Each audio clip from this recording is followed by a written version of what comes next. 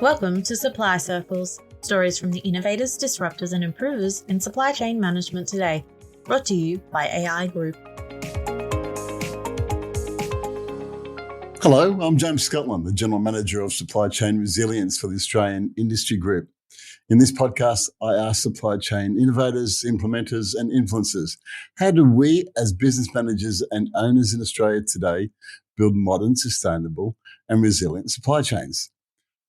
Especially given we are facing the 3Ds, rapid digitalisation of our businesses to keep up with our peers, the race to decarbonisation by 2050, and we're managing the ongoing disruptions, including industry disruptions, product innovations, climate disasters, pandemics, global inflation, transport interruptions, geopolitics, the list goes on.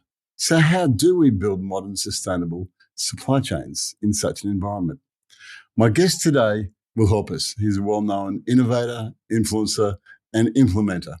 It's my amigo and long-time associate, Paul Hodgson. Hello, Paul. Hi, James. Great to be with you. Thanks for joining us. Look, many of you know Paul, but for those who don't, let me try to do his CV some justice. Paul is a respected speaker, commentator, and specialist in economic development, business innovation, and renewable energy. He is the interim CEO of the Scaling Green Hydrogen Cooperative Research Centre bid for round 24, and there's been some good news about that. We'll talk about it probably. He's the chair of Queensland Manufacturing Institute. We'll talk about that too. He's an honorary fellow and a founding member of the Global Entrepreneurship Institute. Interesting. He's a member of the Australian Department of Foreign Affairs and Trade's Low Emission Technology and Services Working Group. And best of all, probably his greatest achievement, he is the industry commentator and is my co-host on the monthly AI Group Net Zero for Business podcast. What on earth? He's a dad, he's a football fan, he's a world traveller, and he's a damn good fellow to have a coffee and a steak with. Is that the best intro I've ever done for you, Paul? That's the best intro that anyone's ever done for me, James. So, did I leave anything out? Probably. But look, I do get involved in a lot of things. Curiosity killed the cat, but I'm still going. Yeah, that one of those overachievers that we talk about. Hey, before we start, I should also just take a moment now, seeing this is the first episode of 2023, to thank all of you for your comments and your support and your feedback since we launched Supply Circles. The feedback's been terrific. I got a great bit of feedback from Texas, United States this morning. Hello, Cade and your team. They're talking about sustainability and they listen to the podcast from Australia, so that's nice. If you have any ideas for the show or if you just want to give me some feedback, hit me up at james.scotland, 1T, same as the country, james.scotland@aigroup.com.au. or on my LinkedIn page. I'd love to hear from you. Paul, I wanted to get your thoughts today on the hydrogen industry in Australia and especially the supply chain implications. And seeing as that you're the chair of Queensland Manufacturing Institute, maybe we can also talk about manufacturing. But let's start at the beginning. You've been involved in economic development for decades. In fact, you and I worked in a sort of small part of that in government for a while. What is economic development and how does that help business in Australia? That's a really good question, James. I mean, decades. Yes, it has been decades. But I think not too many. I won't make you too old.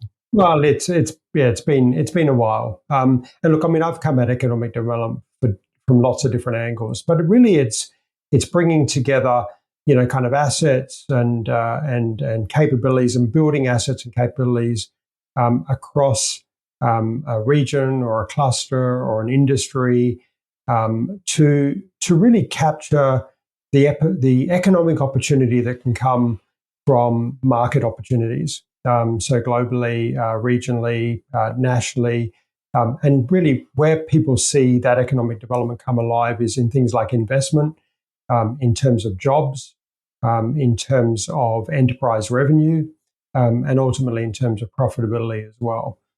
So that economic side, but it also has a very strong social contribution. Not everything that we do that has value as humans ends up in the economic side of things. There's a lot of volunteering, there's a lot of bartering, There's a lot of social cohesion, which is actually really important as well, and livability and amenity that goes into making our communities strong. And that's probably off the cuff what I would say is economic development. But it has a lot of aspects to it, but it's not the sort of thing you do on your own. My career has been about trying to bring diverse groups of people together to create more value than they could individually create. And I think that's a really important part of economic development. Oh, that's a good answer. It's almost like economic development is a sort of a macro supply chain, because in supply chain, you're trying to bring diverse sectors together in order to create efficiency. And also in supply chain and in, as you said, economic development, there's a social aspect to it. Business is social. It's social people, but it's also society. We can only sell into the society that exists. So you raised a couple of good points. In the last few years, though, you've turned your economic development hat to the post-carbon economy. What are we going to be like when we get to the post-carbon era? And you've been quite vocal in this. Many people are saying that we're now in a race to net zero in Australia, because 2050 is not far away. And I know that you've said the best way to lose weight is to give yourself a lot of time. If you have to do it in a short period of time, it hurts. And that's where we're up to with the race to net zero. Seeing as we're starting 2030, where are we at, Paul? Are we on track? Are we going to achieve our goals? Is the economic development goals in place? Just give me a bit of a feel of where we're at in the net zero question, or the post-carbon question. Look, it's been a fraught question in Australia and look globally as well. I mean, I don't think Australia is the only ones, but certainly the domestic debate around climate change and around energy has been a pretty toxic one at times. A decade ago, I was working for the climate change minister as a senior advisor, and it'd be fair to say there's been a lot of back and forth and a lot of misinformation and a lot of sliding around. What are we supposed to be doing with this? I I'm a simple person, so I try to look at it quite simply and strategically. And I look at it and I go, well, look, Australia it's the 13th largest economy in the world. It's been very carbon dependent. We are the world's largest LNG exporter. We're one of the largest exporters of coal.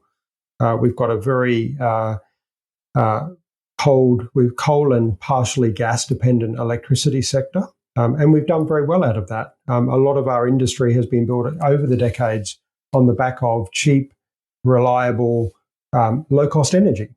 But that energy had high emissions attached to it.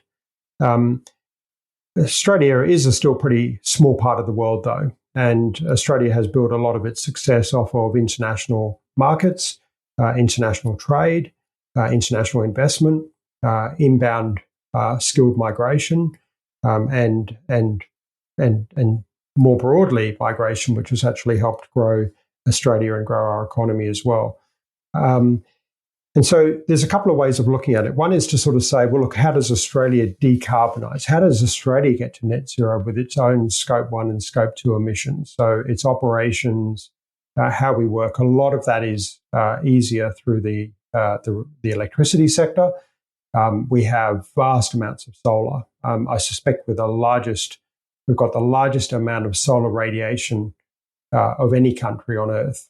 Maybe there are one or two in the Middle East that might get there, but because of our large land mass, because of our position, we get huge amounts of solar. It's actually 58 million petajoules, according to Geoscience Australia, of solar radiation hits Australia each year. Just because that's a difficult figure to digest, all the coal and gas that we produce each year in Australia is about 20,000 petajoules.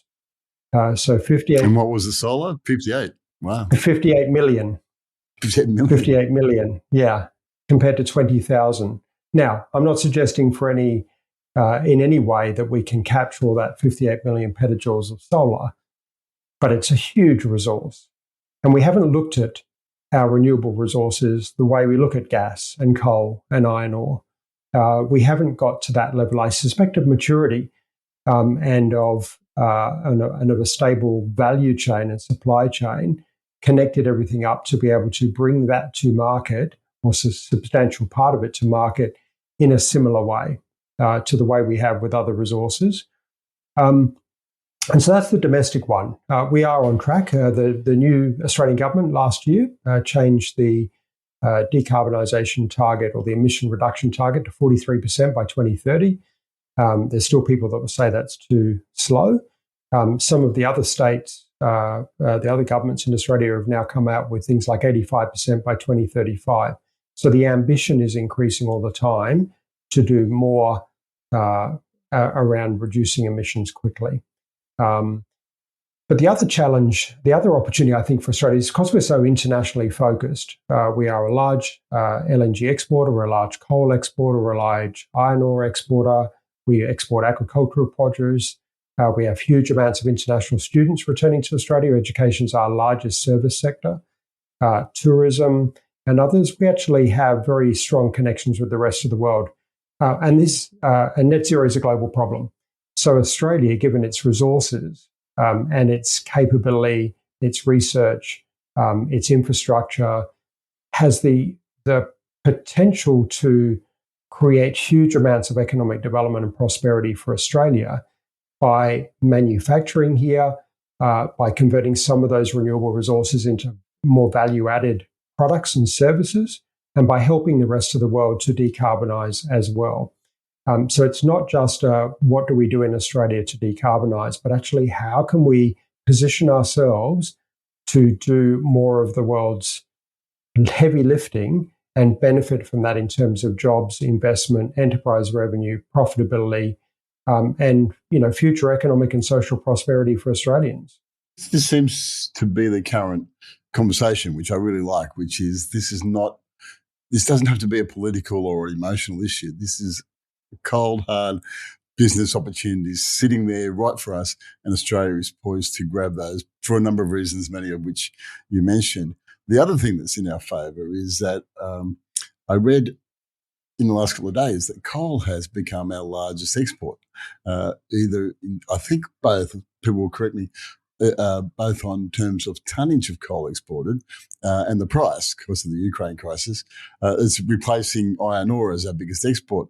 And that means we have an opportunity to use the money we're making from that to develop this other industry, if we're smart.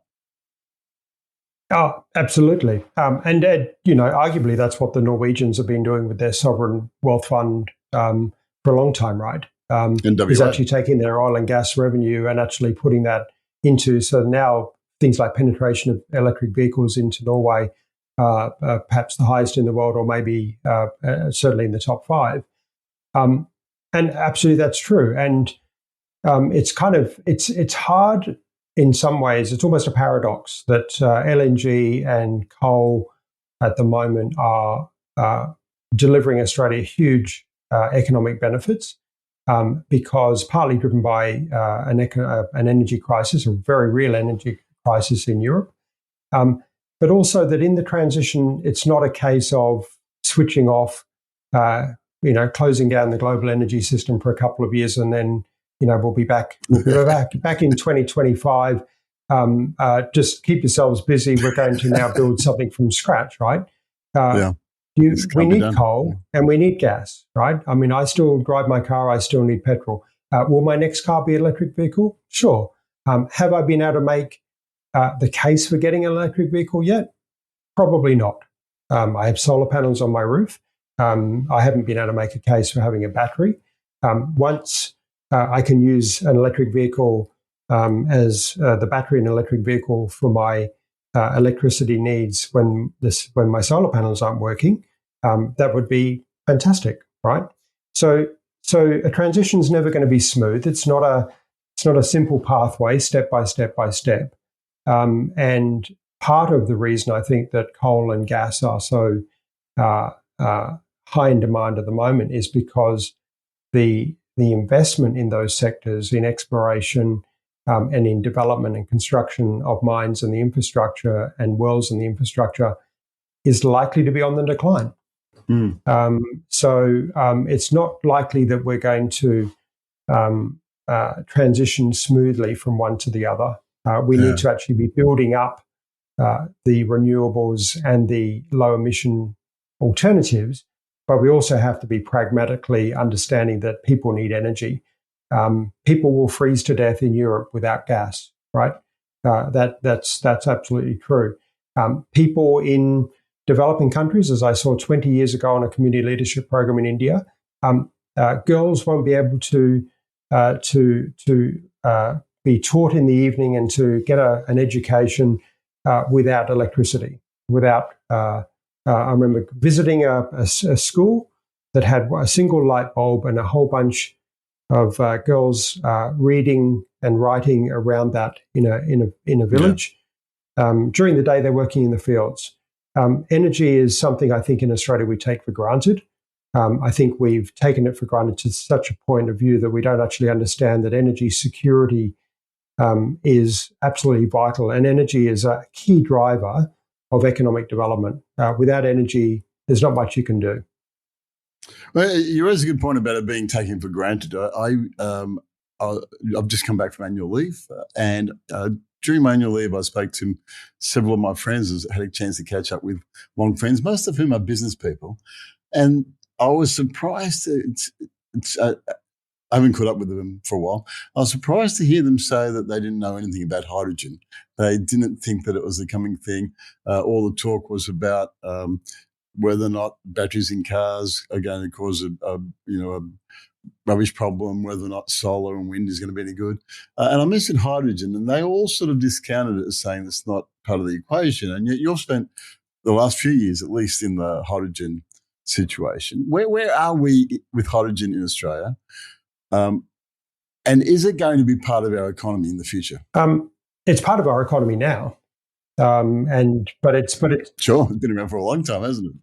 But as an energy source, I guess. Well, yes, absolutely. So, and there are questions around that in certain applications.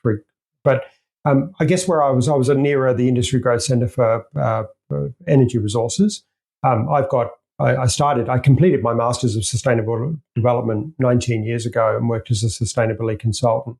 But you're right, it's very much more about the economic opportunity now. And actually, I'm a big believer in the market is a great way of identifying and developing value and dispersing value, right? So it's a great distribution mechanism. When I started at NERA, I came into it. I worked across industries, as you know, and I looked at it and went, and even today, 98% of Australia's energy resources is coal, oil and gas. About 2% is renewables. And I looked at it and kind of went, how is this the case? And it's partly because we're an exporter. Now, coal, oil and gas have had decades of development of standards, of carriers, of infrastructure that actually allows you to shift those resources from where they're mined or drilled into where they're used. And that's around the world, right? Apparently about 40% of global maritime activity is in coal, oil and gas. So it's a very mature industry. When you look at renewables, and you particularly look at solar, the sun doesn't shine at night. I mean, that's obviously an argument that a lot of people put up against solar, but that's true. But how do you time and place shift renewables? It's not as easy as putting it onto a coal train to a port, putting it on the at the port, waiting for the next bulk carrier to come along, and putting it on the bulk carrier and sending it off to somewhere else where they put it on in a big stack, and then they put it into a coal-fired power station, for example. We haven't got that yet with renewables. And what we're needing to do is actually build that up. But because going back to that 58 million petajoules, Australia's got a huge opportunity. We've got the ingredients. We've got the sun, we've got the wind, we've got wave, we've got tidal, we've got some biomass, and we've got other resources. But we really do need to fundamentally think about the value chain and how we efficiently and at scale can get them not just to domestic markets, but to global markets. And so that was where hydrogen came in, because hydrogen, and green hydrogen in particular, is effectively a way of using a chemical to carry those green electrons from solar or wind. People will be aware of electrolysis, but effectively you take water, you pass electricity through it, and you capture the hydrogen. That hydrogen then becomes a carrier of energy that you can burn that hydrogen, and all you end up with is water vapor. So there are no emissions within that process. Now, it's not the most efficient process, certainly not as efficient as using those renewable electrons directly. So there will be some applications where it will be viable, but not all applications. In some applications, you will want to use the direct electrons. Let's come back to the applications in 1 second. I just want to pick up something that you said before. We have, people accept what is as being the best. The way we live is the right way of doing it. But there's a certain madness about the idea that we have to dig up coal, ship it to a port, put it on a ship, ship it across the country, burn it, and then say, okay, we need some more. So you dig up more. And we've been doing it for 200 years. And people say that's a better system than any other system we could possibly come up with. It seems to me that we need to start changing the discussion and saying renewable is a much better system. As a supply chain person, to me, a one-way system that's just not renewable, not we can't use ever again, just doesn't make any sense. And yet we're locked into this paradigm, aren't we? Do we need to sell the idea of what you're saying a bit better? Is that the problem? Well, yeah, absolutely. I think, and there's a few people that are now starting to talk about what I'd call the industrialization of renewables. So if you take a coal deposit, for example, you've worked around the mining industry, so have I. I've been out to lots of mines across Australia. I've worked with mining companies on technologies and development, huge costs, but they take a spot, they explore it, they develop it. Maybe it's got 30 years, maybe it's got 50 years. They put in a coal wash plant, they put in the rail infrastructure, they put all that in. Now, if you took solar that same way, and you said, okay, here's a piece of land, maybe it's 10,000 square meters. We're going to develop that as a solar deposit. Now, it's not a deposit, right? Right. But if you took that kind of mining thinking to it, and you said, but instead of the resource being there for 30 to 50 years, that solar resource is going to be there for probably more. There's at least 1 billion years left in the sun, I understand, right? Give or take. So you can set up the infrastructure. And yes, those solar panels will need to be recycled. Yes, the plant and the like will need to be refreshed and recycled. But you've actually now got a permanent mine. You've got a permanent resource to set up the infrastructure and keep mining it, right? That sun shines, and whether we capture it or not, the sun comes up the next morning and gives us some more as well. It's reasonably predictable. It's not perfect, but what it does need is storage, because it's not always there. And what it does need is ways of moving it around so that it can be used where it's required for a whole range of purposes. But it's kind of taking that mining approach that Australia has done so well and looking at renewables in a similar way, because it brings the scale to it, but it brings the business case to it as well. And in a lot of cases, in solar particularly, we've moved from rooftop solar systems to kind of rooftop systems, but ground mounted in solar farms. This next wave really does require clever thinkers about how do you capture gigawatts, maybe even terawatts of solar, and how do you invest in that, and how do you move it around in a way that's environmentally friendly, economically astute, and also will have the environmental and net zero benefits that we want renewables to provide. It's a whole new way of thinking, isn't it? But it's not that new. It's been around for a long time. It's just now we're starting to see it from a true business model point of view. Let's start looking at it.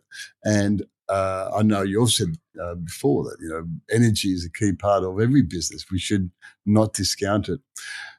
Let's take a break now, come back on and get a bit more granular about the hydrogen industry and about manufacturing. This is a good chat. Thanks, Paul. If you have supply chain or business improvement challenges, contact AI Group's Business Improvement and Growth Hub.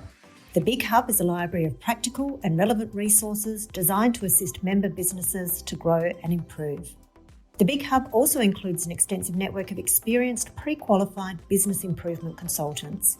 For more details, contact big@aigroup.com.au. That's big@aigroup.com.au. Paul, you're talking before the break of the change to a post-carbon economy is a business opportunity now. There's lots of opportunities everywhere. So let's talk about that a bit more. You also sort of mounted the case, I think, quite well that there's plenty of opportunities for us in Australia, not just domestically, but also overseas if we get onto this. And you're talking about how solar, wind, other renewable sources can create the energy, then that gets transferred into hydrogen, and hydrogen can be the carrier to become an energy source at some stage. Do you want to just unpack that a little bit more? How does hydrogen do that? Is hydrogen a gas, or what's the source going to be? Well, look, I mean, hydrogen is an element. It's the lightest element. It's the first element for those that did chemistry. It's well known. But it's because of its lightness, because of its smallness, it's pretty difficult to contain.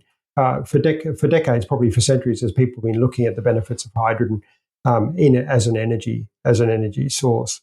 I think saying about hydrogen's already in the economy. It's about 100 million tons of hydrogen is produced each year globally. Most of it goes into the ammonia process.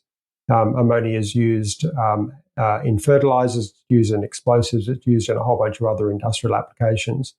And some hydrogen goes into petrochemical refining as well. It's really important in the refining process. So hydrogen is used, but hydrogen at the moment, about 99% of global hydrogen is produced from methane through something called steam methane reformation. The way that I talked about the green hydrogen, the electrolysis way, has never really been scaled. It's never been used beyond very small applications. And in fact, in Australia, the largest operating electrolyser is 1.25 megawatts, which is not very large at all. In the Scaling Green Hydrogen Cooperative Research Centre, we envisage potentially as much as a terawatt of electrolysis being required by 2040. That's 800,000 times the size of the existing largest operating electrolyser in the country. Think big. Well, and we have to think big, but Australia is a country that can think big. It's a big country. We've done some big things. We rapidly became the world's largest LNG exporter. Probably about $500 billion of investment was put into that. We know how to do big things. The world looks to Australia. The world is happy to invest in Australia in terms of doing big things. But this potentially dwarfs a lot of the other things that we have done in the past. And it's also more complex. We won't see businesses having little electrolyzers at the back converting their solar into electricity or hydrogen or something. Well, it's likely, and I'm not going to, I don't want to get into a technology argument because at the moment I think we need to have pretty much everything on the table. Right. We've got this urgent challenge, but it's a massive opportunity. And what I think part of the problem is that we often have our favoured technologies and we go, this is going to be the answer. What do they say? If what you've got is a hammer, every problem looks like a nail or something like that, right? Yeah. And I think we part of our toxic climate change energy debate that we've had in Australia has meant that we've created these kind of camps that throw rocks at each other. And really what we need is all hands on deck to actually develop that. Now, there are people working on small-scale hydrogen applications. There are Some people will be looking at lithium-ion battery storage for those electrons. Some people will be looking at hydrogen. In some applications, in some regions, in some seasons, hydrogen might be a better candidate. But it really is not going to be a simple case of yes or no between battery electric and fuel cell electric using hydrogen for applications in every case. And it sounds like a real politician's answer, James, but we're really early on in this. Hydrogen, its ability to deliver has not yet really been proven at scale. You're both an influencer, but also an implementer. You're a businessman as well as a policy and influencer. What do business think about this? How do we get our head around what we should be doing over the next 5 years? If we're in a race to decarbonise, where does hydrogen or where does renewable energy sit in my thinking? Well, I think the most important part is the emission side of it, right? So regardless of what we're looking at around energy now, we need to be testing it against, is this the best path for decarbonisation? Is this the lowest, most efficient, safest, most effective way of reducing emissions? And not get caught up too much in, is it hydrogen? Is it direct electrification? Is it batteries? Is it, something else? The important thing is to really look at what's my emissions footprint, what's my supply chain's emissions footprint, what's my energy use, and also my materials. My materials might be embedded with a lot of emissions too. Things like steel, things like fertilizer, things like plastics have often all come from the so-called fossil fuel industries, right? It's not just about energy. In a barrel of oil, there's a lot of materials and a lot of inputs to materials in a barrel of oil that don't come out of the Bowser at the service station into your car. And so partly that's an education as well about what that's about. But just quickly, I think you always start with energy efficiency. It's probably the less sexy part of the discussion. Everyone likes a new bit of technology, a new bit of kit. But energy efficiency, am I using too much energy for what I'm trying to achieve? Is there wastage? Where's the wastage? Do I have inefficient technology or inefficient processes? Is there a lot of waste in my business which I can eliminate, which will give me an immediate cost reduction? And I know that people that work in the sort of electricity brokering industry will even tell you that the way that you start your machinery in the morning might be costing you more on your electricity bill and actually means that you've got an inefficient way of running your business.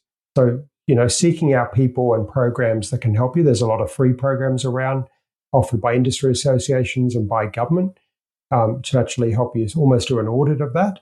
But really understanding, I think, where you're at from your own perspective, and then looking across your supply chain, looking across your industry, working out what others are doing, how you can work with others, but actually also where the opportunities are. There are trillions of dollars that will be poured into the energy sector over the next 20, 30 years, hundreds of trillions of dollars. I know that when we were working together years ago on that business improvement program, we were saying to people then, put sensors on all your machines. And we had stories of people coming back to us saying, I discovered that my machines were turning on at 2 or 3 a.m. in the morning for no particular reason. It was just the way they got set up 20 years ago. And it was just wasting a huge amount of my money. I was spending money on this stuff. Why not putting sensors on? So, energy efficiency makes sense. Let's talk about manufacturing, Paul. You mentioned we're going to have to sort of probably build a big new economy, really. We're going to have to move from carbon to renewable. Well, for that, there's a bill involved. How's manufacturing in Australia looking? Are we going to be able to handle that? Are we ready? What do we need to do? The opportunity for manufacturing is huge. And actually, I think it's always you've probably seen this as well, but over the decades, I've heard the death of manufacturing so many times, but actually manufacturing in Australia. I think we went to a few funerals, didn't we? Well, I'm sure, but manufacturing, as far as I can see, is still pretty healthy in Australia, right? There are certain types of manufacturing that we've lost. We've certainly lost the automotive assembly industry. There's still lots of component manufacturers in Australia that export directly, and we lost a lot in the textiles, clothing, and footwear industry, but not at the fashion end, more at the white socks and jocks end of the market. So the sort of volume, low cost, low value manufacturing, in a lot of cases, we lost. But Australia actually has a very proud manufacturing sector, a lot of capability. But the amount of things that we're going to need to manufacture is going to require more skills, more workforce, even with greater automation as well. So automation and robotics is going to be a friend to manufacturers, and it's going to be a friend to manufacturing workers. It's not a threat. What I'm loving to see is that we're moving from people talking about robots to cobots. And in fact, there's a recent launch in Queensland. Was a cobot cohabiting with humans, co-working, yeah, because they're working with the whole idea of robots is not to be feared that they're going to come in and take your job. They might come in and take your job if you're doing something that's dirty, dangerous, or dull. But what it does do is allow people to move into higher value positions where they're not in harm's way. And the importance of now moving robots to be able to work with humans, to be assistive, to actually be in a warehouse, for example, and you're actually having a robot that's actually helping you lift heavy things that you used to have to do, or to be positioned in a way that might be a bit risky, and be able to do that for you and work with you so that they actually become co-workers with you, and they do the things you don't want to do, which is always the best type of teamwork anyway, right? When you've got people around you that do the things that either you're not very good at or you don't really like doing. I always like it when you're doing the stuff I don't want to do, Paul. That's always good. Yeah. And I talk about robots. When people talk about robots, I say, remember, like when I was growing up, if you went through a tollway, you had to slam a dollar coin into someone's poor hand, and the poor person just got their hand crushed over time. And at the beginning and the end of each shift, they had to run across 16 lanes to get off the highway. It was a dumb job that was dangerous, and it damaged your hand. And you're standing up all day. There's absolutely nothing good about it. And now we've got tollways. It's a much better system, and those people are doing a better job. Whoever they are, they're no longer standing there. They've got a better job. And I think that's the way to see robots. Robots take away the bad, the dumb, the dangerous jobs. Yeah, absolutely. And, there wouldn't be there'd be hardly a business in Australia, James, that I talk to. I can't think of one in the last 6 months at least that has said critical worker shortages aren't affecting their business and their ability to grow and potentially their ability to stay open. Because, as you know, with the supply chain, and this has become to the fore in the pandemic, it doesn't matter how good your part of the supply chain is, but if there are gaps anywhere else, whether it's the provision of chips, or whether it's a truck driver that can bring something in, or something happening at the port, or a flood that goes through an agricultural region and now you can't get potatoes, whatever it is, right? Everything else grinds to a halt along that supply chain. And so the precariousness nature of that is so important that bringing some stability into that. Robots are not replacing workers anytime soon. We've got, 3% unemployment in Australia. We've got an aging population. We've got what I'm seeing, a whole bunch of people wanting to go to do more part-time work and potentially more iterant work.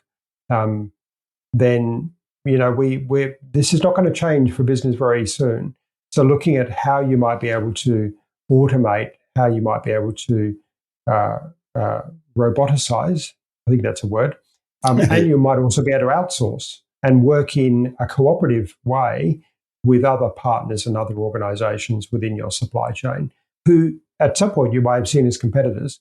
And I think that was one of the things that I really enjoyed working with you on a decade ago when we were at Enterprise Connect, was really looking at those cooperative arrangements where businesses could come together and maximize their impact, focus on the things they're strong at, and also reduce the risks of supply chain disruption and other disruption, or winning or losing work. It was able to smooth out some of that process. Yeah, I think in Australia we're slowly getting to the point where we're working much more cooperative together. I do a lot of work in defence. As you know, in the defence supply chain, that tier 2 and tier 3, we're learning to work together so that we can achieve big things by working together. There's no other way of looking at it. It's been a good chat. We've talked about a new way of businesses looking at renewables. You've explained renewables really well. Good chat about hydrogen, energy efficiency. It was really important case you put forward there. And then this idea that manufacturing is going to need a lot of people, but also a lot of technology. And we need to, if we are going to be successful in manufacturing in Australia, and we are, the advanced manufacturing is very good in Australia, but in order for us to keep getting better, we need to keep building our skills and our understanding of automation. I said at the start, just to wrap this up, I said at the start that you were involved in entrepreneurship without notice. Do you want to just talk about that? What's that about, just to finish up? It's a form of entrepreneurship, but it's termed entrepreneurship because it happens inside organizations. So the typical profile of an entrepreneur is a person who starts something and runs with something, usually a startup. It's their business. They're often the CEO. They're the founder. They are the entrepreneur.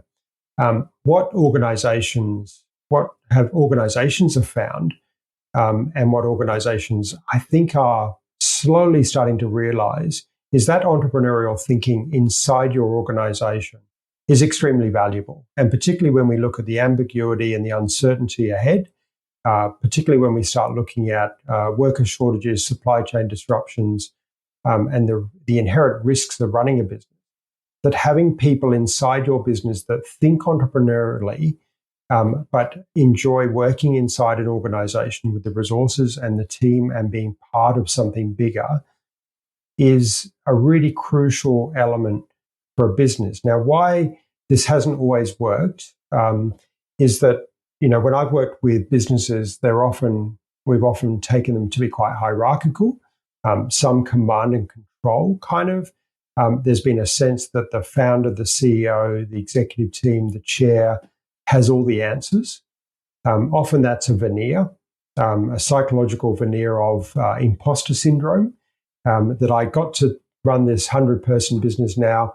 I'm expected to know all the answers. And if I don't, I'll look vulnerable. I'll look like I shouldn't be in this role, and I'll be found out. What entrepreneurs are is you then need a different kind of organization, which is less command and control, much more distributed leadership, much more open to new ideas, and potentially allowing people inside your organization to run with ideas the way entrepreneurs would in their own business, but you keep them within the business. That can have huge value for an organization to actually nurture and develop and keep these entrepreneurs inside their organization. Otherwise, they often will leave, and they'll either set up something themselves or they'll go to a competitor or another organization. So it's part of the talent equation, but it's also a shift in management style in Australia, which is less project, hierarchical, command and control, much more distributed, much more sort of initiative based, and also bringing a lot more trust into the organization as well, where you're trusting people to be developing and delivering value to the organization, but potentially you're not micromanaging what they're actually doing on a day-to-day basis. It's a shift in management style, I think, and thinking. I've been around for a long time. I've done a lot of things. A little while ago, I was talking about doing something within AI Group, and one of the senior managers here said, "That's very entrepreneurial of you." And it was one of the nicest things someone had said to me for a long time. It was a really nice compliment to give to another worker, another employee in the organisation. That's very entrepreneurial of you. You're always busy. I said that you're involved with the Scaling Green Hydrogen Cooperative Research Centre bid in just a minute or so. What's all that about, and how do people get involved if they wanted to know more? Yeah, sure. I really appreciate that, James. As you said, we've the round's open now. It's open for a short period of time. Cooperative Research Centre's a long-standing 30-year government program to get industry, government, research community coming together to tackle medium and long-term industry challenges and opportunities. I mentioned how embryonic green hydrogen is in Australia, and if we look at how we're going to convert that renewable energy into molecules, hydrogen molecules that we can use in a whole bunch of applications, potentially including energy and including exports, we are going to really need to bring together a consortium of some of the leading thinkers and actors across the supply chain, from electricity to water to regulatory to the manufacturers and technology companies, et cetera, et cetera. We are in the process of putting that bid together at the moment. If anyone's really interested, they can certainly reach out to me through LinkedIn. But you can also visit hydrogencrc.com.au, and we'll be keeping that up to date. We are keeping that up to date with who's who, what our program looks like, and how to get involved. But I don't want to see, with a 30-year career in this kind of thing, I don't want to see Australia miss this opportunity to be a world leader and to deliver the jobs, the investment, the revenue and the profitability and tax revenue that's going to secure our future prosperity. You and I could talk, and often do talk for hours. We could talk for hours on this. We better not. That's a great summary and a really good chat. So thanks for your time, Paul. The bid was announced, or the round was announced today. So I appreciate you taking time out of a very busy schedule to talk to us. All the best in 2023, and all the best for the bid. Thanks very much, James, and all the best to you and your listeners. Always love a chat. Well, it's good to have you here. Now, look. Thanks to you, our listeners, as Paul says. Before you go, here's a final thought. If you're having difficulties with your apprentices and your traineeships, why not contact AI Group's Apprenticeship and Trainee Centre? With over 15,000 apprentices and trainee placements and 60,000 engaged businesses, AI Group ATC has a track record of success. They know that for many employers, choosing an apprenticeship can be a bit like taking a stab in the dark. It's really tough. It's really hard to get it right. AI Group's Apprenticeship and Trainee Centre provide a rigorous selection process to ensure a really good fit for your business. And the way they manage apprenticeships is designed to ensure you get a return. Think of it, and I love this, think of it as a placement that delivers productivity. So, if you're looking for a hassle-free apprenticeship and traineeship process, contact AI Group Apprenticeship and Trainee Centre on 1300 761 944. That's 1300 761 944. And I'll talk to you in a fortnight. I'm James Scotland. Bye for now.